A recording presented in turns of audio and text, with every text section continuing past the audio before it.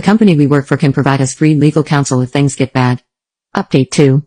Well, it seems I'm stuck in a saga now.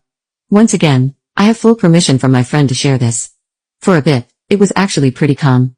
She did cut contact and block him, as many suggested, and between the two of us, my bestie and I did some calling in our friend group of people we knew were passing information to her ex. We've settled into the new house together, and she actually gets along better with my parents sometimes than I do. I guess she's the golden child now. Sadly, eventually, we had to do adult stuff and get some much-needed food.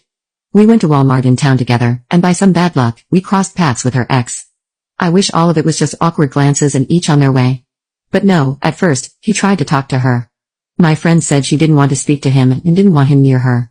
I mostly reminded him I wanted to rip his spine and beat him with it. Sadly, that didn't deter him from following us around like the most obnoxious toilet paper stuck to a shoe. We did our shopping and headed to the car with him still after us. I told my friend to get into the car, start the gear, and lock it while I loaded the groceries. Her ex then decided to appeal to me to talk to my friend about taking him back. I don't know what power held me back from committing a felony, but I'm pretty sure I've earned a PhD in self-control. I told him, in no uncertain terms, where he could put his reconciliation, and that if he kept following us, I would make sure his legs were out of the equation.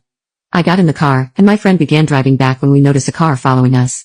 We knew it was following because the direction we were going was not usual. To rule out a possible neighbor, we actually did a full U-turn, almost back to the store, stopped to get some fast food, ate in the parking lot, and then headed back home. The same car was still following us.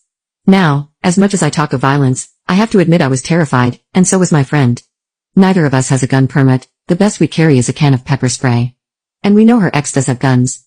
So yeah, we were not comfortable at that point. Instead, we headed past our neighborhood. Following the usual advice from TV, we drove to a police station. Once there, we wrote a statement, and I got scolded about the confrontation in Walmart's parking lot. The reason we know it's her ex was that when we got home, she received a call from him with a new phone number, saying, "I know where you live now." We immediately called the police. So that's where we stand. The cops just left a few minutes ago, and my brother is going to be staying over for a few weeks until we get the restraining order and some sturdier locks. Also, I want to clarify a few things. Many people ask why it took my friend a whole year of being ghosted to accept the relationship was over. While I understand the curiosity, please recognize that when my friend came to the US, she had no one. She cut contact with her toxic family, and her ex was the only person she had. I moved to the US a year later, also coming alone at first, but I had the support of my parents who became citizens. When her relationship ended, she not only lost her boyfriend but also his family, who were essentially as close to her as her own family. It's not easy, and I personally can't imagine how lonely she felt. I could spend Christmas with my parents, while she had no one for that first year. So please, don't judge her for it, as she doesn't deserve it. It's not easy to be an immigrant when you have no place to return to.